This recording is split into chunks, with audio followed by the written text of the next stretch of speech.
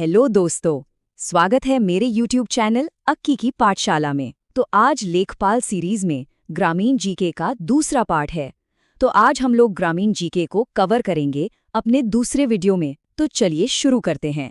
भारत में इतनी सारी सरकारी योजनाएं हैं कि कई बार ये समझना मुश्किल हो जाता है कि कौन सी योजना किसके लिए है ना? तो आज हम इसी को आसान बनाएंगे। हम भारत की कुछ सबसे ज़रूरी सरकारी योजनाओं को समझेंगे और ये भी देखेंगे कि ये आम लोगों की जिंदगी पर कैसे असर डालती हैं। तो हम इसे कैसे समझेंगे? हमने अपनी पूरी चर्चा को 5 हिस्सों में बांटा है। सबसे पहले देखेंगे वित्तीय और सामाजिक सुरक्षा, फिर महिला और बाल सशक्तिकरण की बात करेंगे, उसके बाद शिक्षा और स्किल डेवलपमेंट पर नजर डालेंगे, फिर ग्रामीण भारत को कैसे सपोर्ट मिल रहा है और आखिर में कुछ बुनियादी विकास योजनाओं को भी समझेंगे। तो चलिए शुरू करते हैं हमारे पहले सेक्शन से, वित्तीय और सामाजिक सुरक्षा। मतलब वो योजनाएं जो हर नागरिक के लिए एक तरह का सेफ्टी नेट, एक आर्थिक सुरक्षा कवच बनाने का काम करती हैं। अच्छा, तो इस टेबल में देखिए सरकार का अप्रोच कितना मल्टी डायमेंशनल है। एक तरफ प्रधानमंत्री जनधन योजना है जिससे करोड़ों लोगों को बैंकिंग सिस्टम से जोड़ा गया, फिर अटल पेंशन योजना है जो बुढ़ापे का सहारा बनती है, और सिर्फ इतना ही नहीं, जीवन ज्योति और सुरक्षा बीमा जैसी योजनाएं बहुत ही कम पैसों में इंश्योरेंस देती हैं। साथ ही स्टैंड अप इंडिया जैसी स्कीम भी है जो SC, ST और महिला उद्यमियों को अपना बिजनेस शुरू करने में मदद करती है। अब जरा इस नंबर पे गौर कीजिए, 56.16 करोड़ ये जन धन योजना के तहत खोले गए बैंक खातों की संख्या है। मतलब इतने सारे लोगों को पहली बार फॉर्मल बैंकिंग से जोड़ा गया। इसका सबसे बड़ा फायदा ये हुआ कि अब सरकारी मदद जो सब्सिडी वगैरह होती है वो सीधे उनके खाते में पहुंच सकती है बिना किसी बिचौलिए के। अब ये दोनों स्कीम्स PMJJBY और PMSBY अक्सर लोगों को कंफ्यूज करती हैं। तो चलिए इसको एकदम सिंपल तरीके से समझते हैं। देखिए, जीवन ज्योति बीमा योजना, जैसा कि नाम से ही पता चल रहा है, ये एक लाइफ इंश्योरेंस है। मतलब किसी भी वजह से मृत्यु होने पर कवर मिलता है। दूसरी तरफ है सुरक्षा बीमा योजना। ये एक एक्सीडेंट इंश्योरेंस है, यानी ये सिर्फ दुर्घटना की वजह से हुई मृत्यु या विकलांगता को कवर करती है। दोनों का मकसद एक ही है, बहुत कम पैसे में हर किसी को एक बेसिक बीमा सुरक्षा देना। ठीक है, तो फाइनेंशियल सिक्योरिटी की बात तो हो गई। अब आगे बढ़ते हैं अपने दूसरे सेक्शन की तरफ, महिला एवं बाल सशक्तिकरण।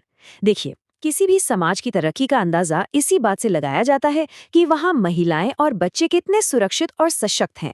तो देखते हैं इस दिशा में कौन सी योजनाएं काम कर रही हैं। तो यहाँ कुछ बहुत ही जरूरी योजनाएं हैं, जैसे बेटी बचाओ बेटी पढ़ाओ जो गिरते चाइल्ड सेक्स रेशियो पर काम करती है। फिर प्रधानमंत्री मातृ वंदना योजना है जो पहली बार मां बन रही महिलाओं को आर्थिक मदद देती है। और हाँ, ICDS तो बहुत पुरानी और महत्वपूर्ण योजना है जो छोटे बच्चों के पोषण और स्वास्थ्य का ध्यान रखती है। और हाल ही में मिशन शक्ति भी है जो महिलाओं की ओवरऑल सेफ्टी और एम्पावरमेंट पर फोकस करती है। और ये जो स्लोगन है, बेटी बचाओ बेटी पढ़ाओ, ये सिर्फ एक नारा नहीं है, ये अपने आप में एक पूरा मिशन है। इसका सीधा मकसद समाज की सोच बदलना है, बेटियों को बचाने और उन्हें पढ़ाने पर जोर देना है ताकि जो जेंडर गैप है उसे कम किया जा सके। और ये नंबर देखिए, 10.33 करोड़, ये प्रधानमंत्री उज्ज्वला योजना के तहत दिए गए LPG कनेक्शंस हैं। सोचिए, इसका मतलब है 10 करोड़ से ज्यादा घरों में, खासतौर पर महिलाओं को, लकड़ी या कोयले के धुएं वाले चूल्हे से आज़ादी मिली। ये सिर्फ एक गैस कनेक्शन नहीं है, ये उनके स्वास्थ्य और उनके जीवन की क्वालिटी में एक बहुत बड़ा सुधार है। चलिए अब बात करते हैं हमारे तीसरे सेक्शन की, शिक्षा और कौशल विकास। क्योंकि देश का भविष्य तो आखिर अगली पीढ़ी के हाथ में ही है ना? तो ये वो योजनाएं हैं जो हमारे युवाओं को आने वाले कल के लिए तैयार कर रही हैं।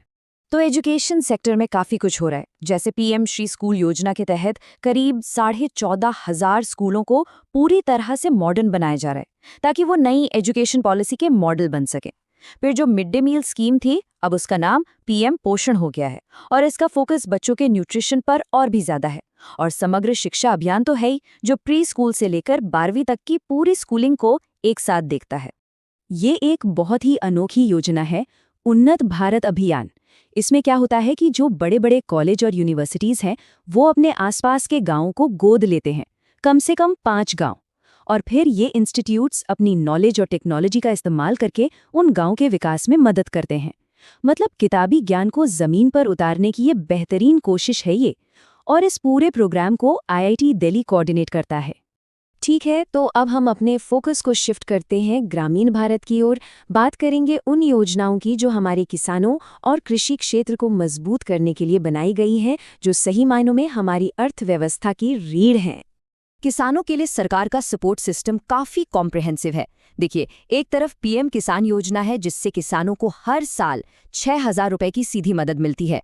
फिर पीएम किसान मानधन योजना है जो 60 साल के बाद किसानों को 3,000 रुपए महीने की पेंशन देती है। साथ ही फसल बीमा योजना से फसलों को सुरक्षा मिलती है। और कृषि सिंचाई योजना का मकसद है हर खेत को पानी, मतलब हर तरह से किसानों के रिस्क को कम करने की कोशिश है। अब इस चार्ट को देखिए, ये फसल बीमा योजना को बहुत अच्छे से समझाता है। किसानों को प्रीमियम के तौर पर बहुत ही मामूली रकम देनी पड़ती है, जैसे खरीफ फसलों के लिए सिर्फ 2%, रबी के लिए 1.5%। बाकी का जो भी प्रीमियम का हिस्सा होता है वो सरकार सब्सिडी के तौर पर भरती है। इससे ये सुनिश्चित होता है कि कोई भी किसान पैसों की कमी की वजह से अपनी फसल का बीमा कराने से न रह जाए। अच्छा, अब हम अपने आखिरी सेक्शन में हैं, मूलभूत विकास योजनाएं। देखिए, आज जो भी योजनाएं चल रही हैं वो अचानक से नहीं आ गई, उनकी एक हिस्ट्री है। तो आज की योजनाओं को समझने के लिए थोड़ा सा पीछे चलते हैं और देखते हैं कि ग्रामीण विकास की नींव कैसे रखी गई। ये टाइमलाइन देखिए, गांव में रोजगार देने की गारंटी वाली स्कीम्स का एक लंबा इतिहास रहा है। 1983 में आरएलईजीपी आया, फिर 89 में जवाहर रोजगार योजना, फिर 93 में एम्प्लॉयमेंट एश्योरेंस स्कीम। ये सारी योजनाएं एक तरह से आज की जो मनरेगा जैसी विशाल योजना है उसकी सीढ़ियां थीं। इन्हीं से सीखते सीखते आज का सिस्टम बना है। और ये तस्वीर ये दिखाती है कि हम जिन योजनाओं की बात कर रहे हैं उनका दायरा कितना बड़ा है। दशकों से अलग अलग सेक्टर्स में देश के हर कोने तक पहुंचने के लिए न जाने कितनी पहल की गई हैं। और एक और बहुत ही एम्बिशियस योजना थी, सौभाग्य योजना। इसका पूरा नाम था प्रधानमंत्री सहज बिजली हर घर योजना। और नाम से ही इसका मकसद एकदम साफ है, देश के हर घर तक, चाहे वो गांव में हो या शहर में, बिजली का कनेक्शन पहुंचाना। एक बहुत बड़ा और जरूरी लक्ष्य। तो हमने इतनी सारी योजनाओं पर बात की, सभी का मकसद देश को आगे ले जाना है, लोगों की जिंदगी को बेहतर बनाना है। लेकिन ये हमें एक बहुत जरूरी सवाल पर लाकर खड़ा कर देता है। सवाल ये है कि योजनाएं तो बहुत हैं, पर जमीन पर उनकी सफलता को पक्का करने के लिए सबसे जरूरी, सबसे क्रूशल फैक्टर क्या है? इस पर सोचने की जरूरत है।